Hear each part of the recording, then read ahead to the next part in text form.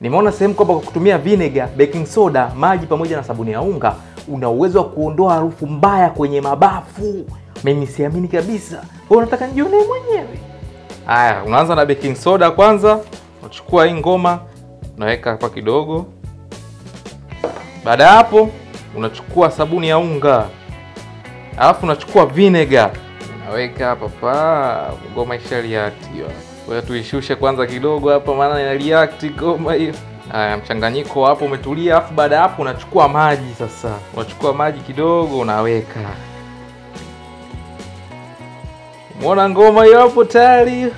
Twende bafuni sasa tukaweke afu tuangalie jinsi gani ambapo inatoa ile harufu mbaya ya bafu. Haya sasa bafu ndo hilo hapo hilo, unachukua mchanganyiko wangu hapa afu namwagia hapa.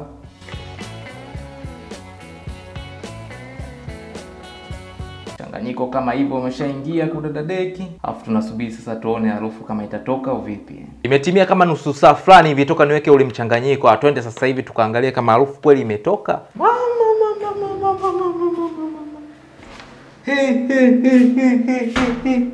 Yaani nimesikia harufu toka nafungua mlango wa chumbani, naisikia harufu nzuri kabisa. Kumbe ni kweli bwana. Yaani harufu ipo nzuri kwenye corridor.